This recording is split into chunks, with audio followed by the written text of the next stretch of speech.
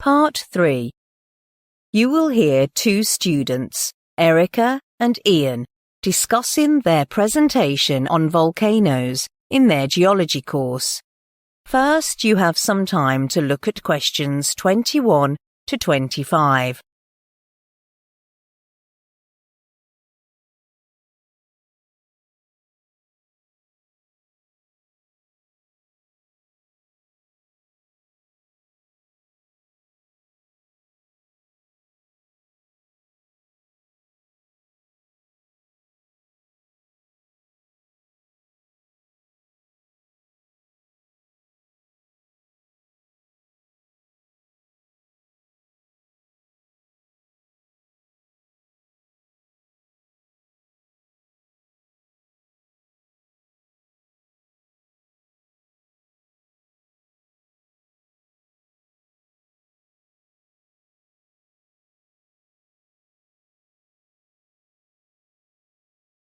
Now listen carefully and answer questions 21 to 25.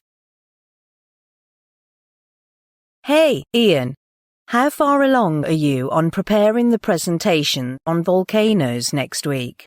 Not much. Maybe we can straighten things out first? Sure. I decided to start with Shield Volcano. The name derives from its similarity in shape to a warrior's shield lying face up. The Hawaiian Shield volcanoes are the most famous examples. Professor Joan mentioned that many scholars have already done quite a lot of research in this field. We could retell conclusions from published papers. I'm not sure. I mean, is that even allowed? I know we don't have to use first-hand data we collect, but copying others? Come on. It's not like we are using their findings as our own. The professor said it would be okay, as long as we cited our sources. Oh, okay. Do you have any ideas about stratovolcanoes? Stratovolcanoes, also known as composite volcanoes, develop over many thousands of years through repeated eruptions and other volcanic activity. But the current information I have at hand is only very vague. Fuller descriptions are needed for this. I'm sure you can find them. All right then, leave that to me. Have you read anything about rhyolite caldera complexes?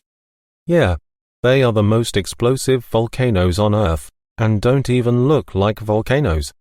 The origin of these volcanoes, like Yellowstone, is associated with a hot spot.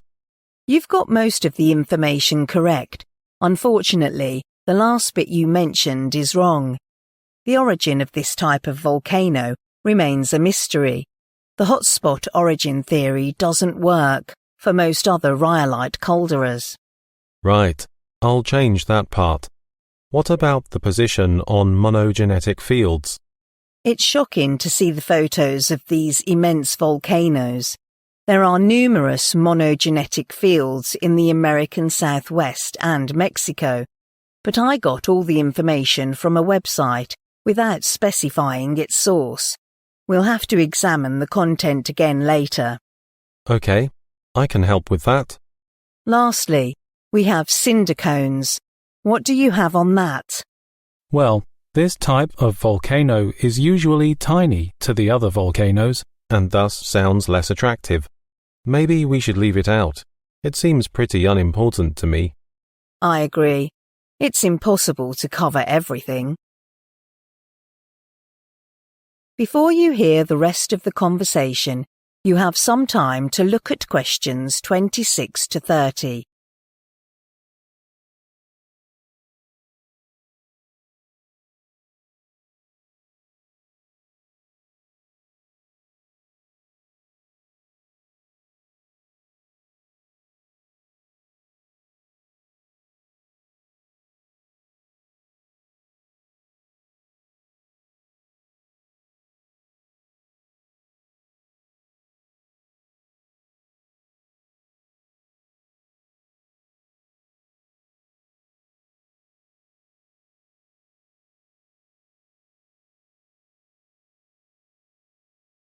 Now listen and answer questions 26 to 30.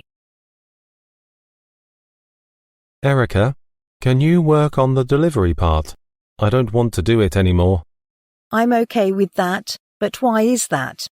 I was marked so low for the last presentation and didn't even have a clue why. Maybe it's because I didn't include enough data on it. Well, I'm not sure about that. I think maybe you did not prepare the topic well enough. You tried to explain the contributing factor forming the ring of fire in the Pacific Ocean, but you just read everything out loud without fully comprehending it yourself. Right, that must have been it.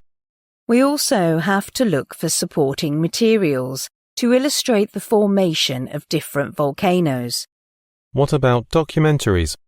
They can be an excellent way to illustrate the volcanic eruption, but that might be too long for our presentation.